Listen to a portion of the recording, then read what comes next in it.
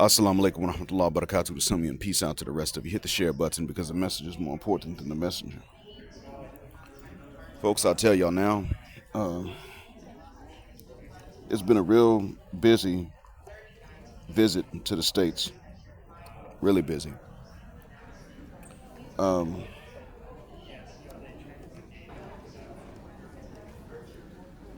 I've had a good run visiting my family, visiting my parents, my daughters, my son, my brother.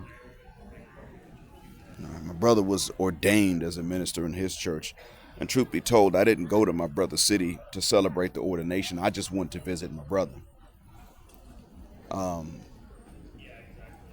My son wound up tying the knot while I was on this trip.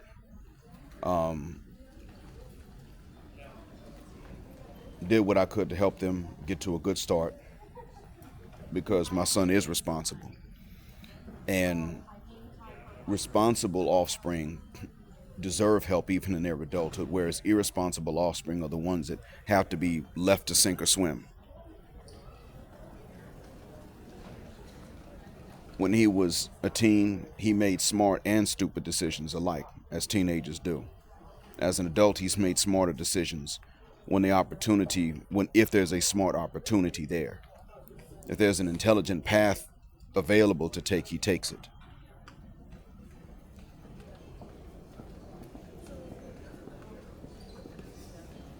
So I didn't mind extending a bit of help, even though he's now married, someone's husband. That's the epitome of independence and all that, and I get that, but that's still, I looked and I said, well, he's still going into something he's not going into before. I mean, no puns intended this time. I'll start with the dirty and nasty puns later, but not this time. I said, well, I have the benefit of seeing my parents' marriage and then the benefit of being able to practice that in my marriage. Let me go ahead and help them get off to a good start with this in theirs too. And so I got chances to eat meals with him and his wife many times. Can't believe it. I'm a father-in-law now. I have a daughter-in-law. And my daughters didn't want to hear too much lecturing, and I don't blame them. I understand it, but I also had to tell them, listen, both of you, there are things I have to tell you. And I wanted to tell you in person, as a dad should do, as long as it's available. If that option wasn't available, I'd tell you not in person, but if it's available to tell you in person, I'll tell you in person. And then something major happened. My mother wanted to go and see one of her closest friends. Her closest friend passed away. We were on our way to go do something, and she got a phone call from one of my childhood friends. That is the son of her closest friend. And he told her that she passed away. And my mom wept for a week. It was to a point that my dad had to give a mild muscle relaxer for her diaphragm so she could quit crying, but still breathe. She could not go to the funeral. And he had to give her also a mild antidepressant. And then she was able to go to the house of the son of her best friend later on in the evening because she could do it without weeping all the time. And when she saw that the children were actually doing okay as much as they could possibly be given the circumstances, but they weren't in the same state of depression as my mother. My mom came out of this depression. She spent a week in a depression. We were not going to leave her by herself as much as we could avoid it. The only time we really did was when, one, the day she passed, that we found out, my dad and I went to the house of her son. And then the morning and afternoon of the funeral, my dad and I went where she was. We went to where she was being buried at, and it was a type of reception. We went there, and I went mostly to comfort them. Now, I don't do funerals specifically of other religions, but I happened to be present this time because I was driving my father.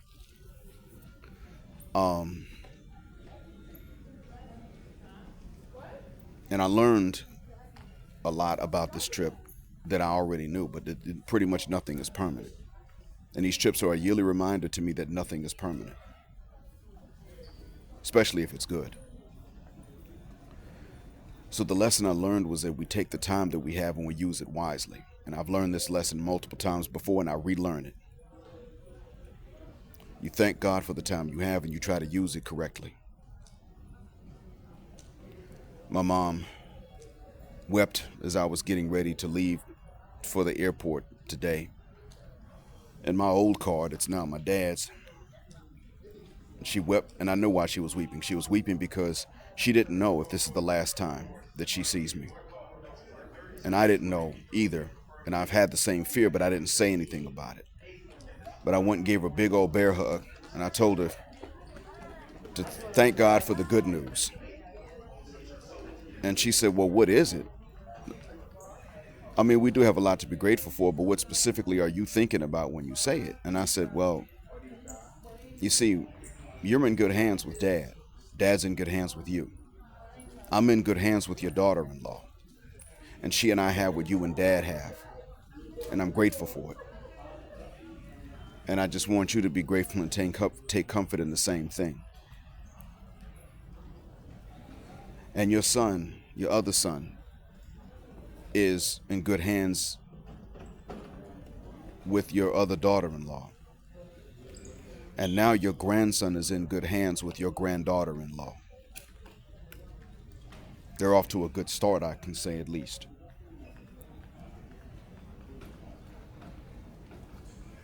And I told her, you see, Mom, remember that you had a sister that never attained independence ever. She never did. Forget the economy, she just never did it. Well, see, nobody from your lineage, your direct lineage, none of your offspring has that issue. God has allowed us to become independent and not to depend on you and Dad into perpetuity. That is everything. And not only that, but I didn't even mention this part, but all the grandchildren are Muslim.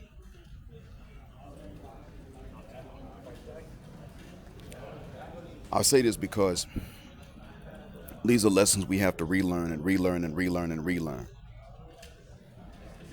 I want y'all to bear witness that I thank Allah for my job as a teacher because it gives me summertime to reflect every year, to reflect and go back with a new focus.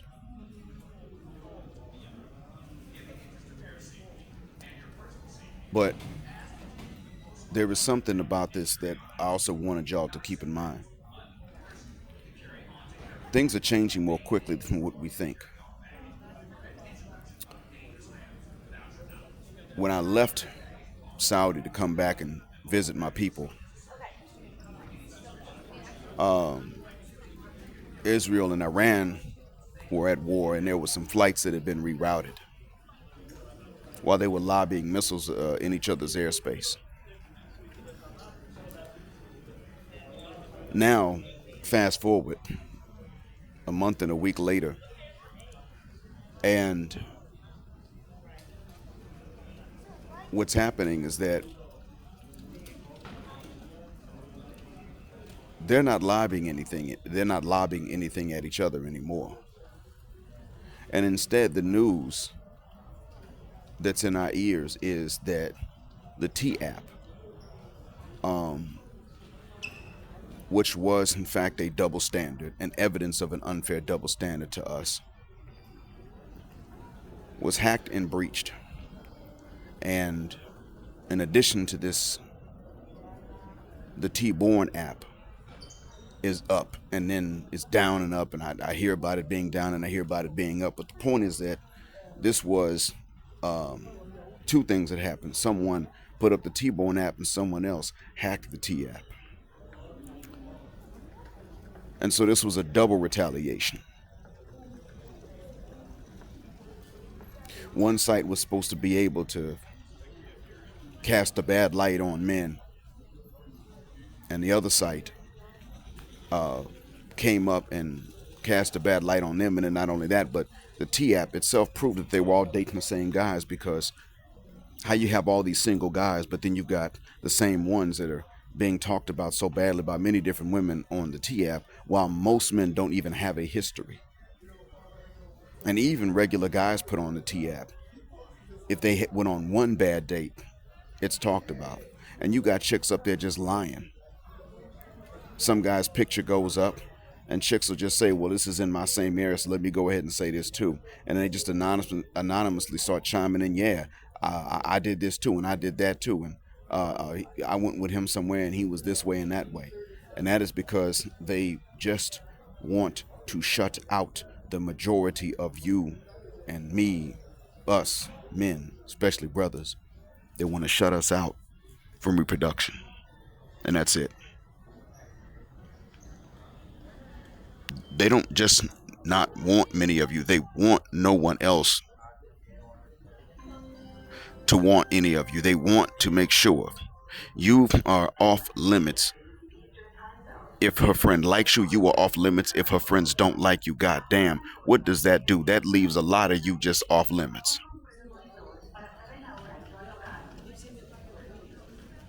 In other words, the friends group has banned them from considering you, not because of chastity, not because y'all aren't married. They have banned them from considering you even for a chaste marriage. They're just banning each other from considering you at all. And you have to navigate through this and try to figure out if you're going to even have a family, and if that's even a realistic goal for you. Because why? Should you really make that much effort? Should you really try that much and try that hard for something that's just going to be refused? And it's not your fault. You know, gentlemen,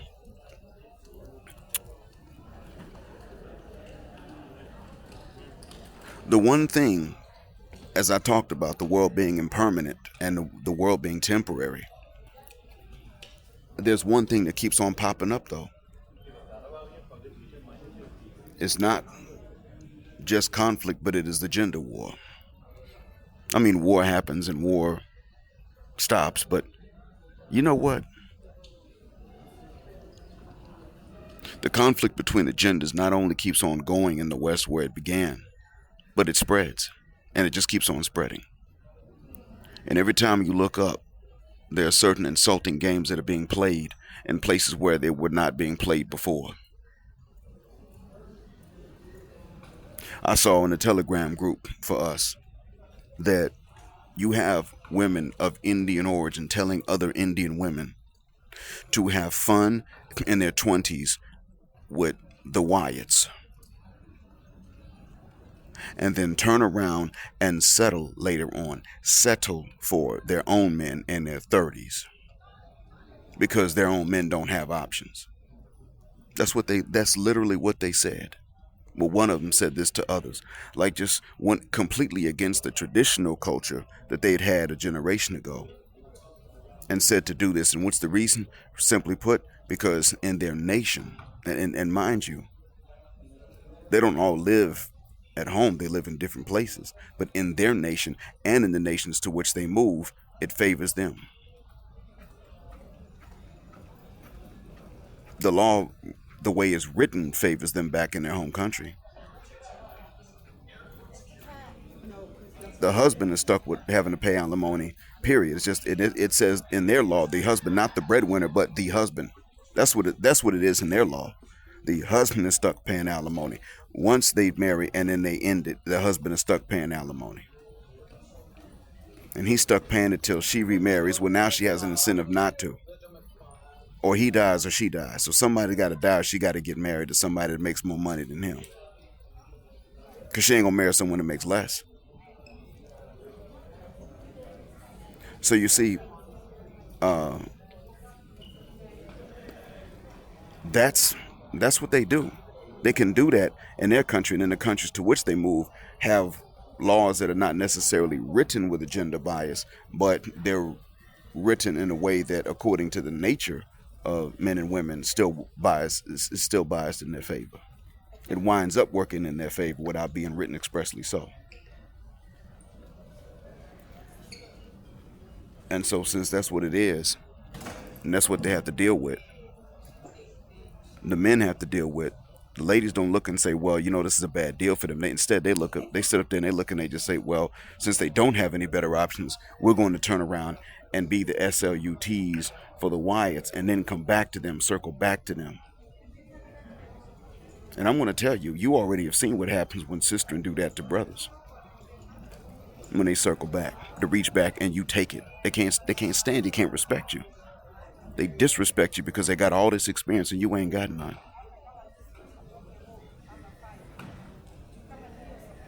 Disrespect you if you take the reach back.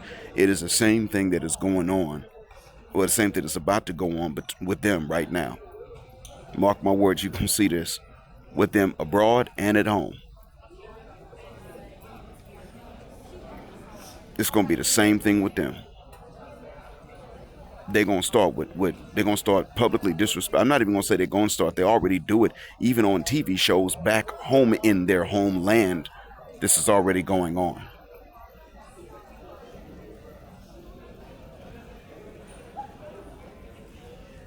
As a matter of fact, most of their movies have something to do with the guy not qualifying for the lady that he wants to marry.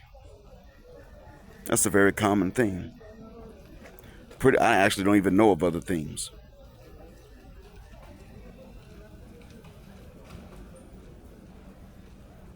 So the constant that seems to be going on now is that conflict just spreads. Nations will stop lobbing missiles at each other before a corrupted warrior for the sisterhood will stop playing games and playing exactly the same game she would never tolerate being played on her. That's what you're facing. Again and again and again and again. The gender warriors will never stop. Even after nations reach agreements and peace deals and peace treaties, the gender warriors will not quit. You wish they would, but they won't. Once one of them becomes corrupted and becomes a misandrist, they won't quit until they're just exhausted from doing it all themselves. Never stop. And the funny and the sad thing is you're expected to just be perfectly okay with that.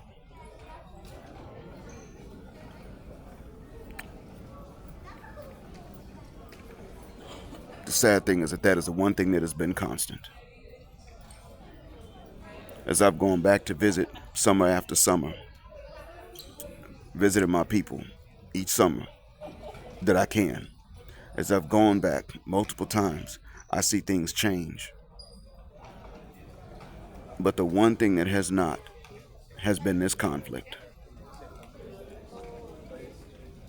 and who wants the conflict and who doesn't. It ain't us that want the conflict. It ain't the men that want the conflict. It ain't even the men that don't like women like that want the conflict.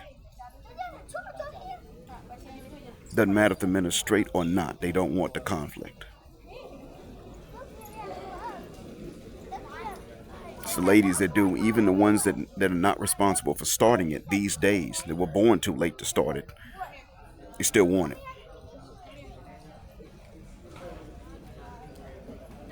They still want to punish the current and future generations for what previous generations may have done and probably didn't do. That hasn't changed. As I develop more gray hairs in my beard and coming out my scalp if I let it grow, as my son's beard gets fuller,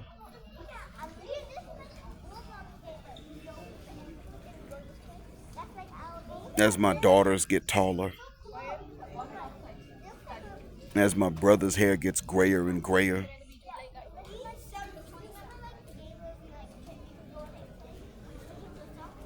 and everything changes. Businesses close after decades of being open, and new ones open up in their place within days or months.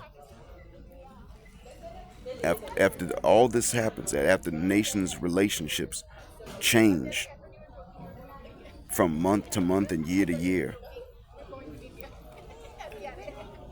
all these things won't stay the same except that gender conflict.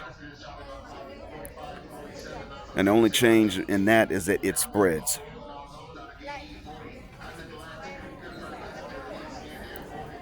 And in the long run, I'm not going to sit up and tell you that we win. I'm going to tell you that in the long run, nobody really wins. We just lose less, but we all lose. And even though that is the case, I say to you men, do not surrender. Continue to take preemptive and evasive action. And sometimes, psychologically speaking, retaliatory action. Continue to starve them out. Pull your resources away from the bad ones. Pull your resources away from the ones who act like them, look like them. Continue to do these things. GTN, lockout game. Continue to not only make other men aware, but to even make young boys aware of exactly whatever the cuss word it is that nobody would want them to know. No lady would want them to know about women. Continue this. It ain't over until they stop fighting. And that pretty much means it ain't over until they spill the beans and tell all the truths and no lies. I hope that this helps. Fight till you win. Thanks for listening as always. Black heart, black mind, black out, assalamu alaikum, and black heterosexual non-select male power because they don't like it. And black patriarchy until extinction of Judgment Day. Thank you for flying again with us here on Jet Black Air, where the phrase jet black is also a verb. Keep jetting black with us till the wings and the wheels fall off. Gender, justice, forever.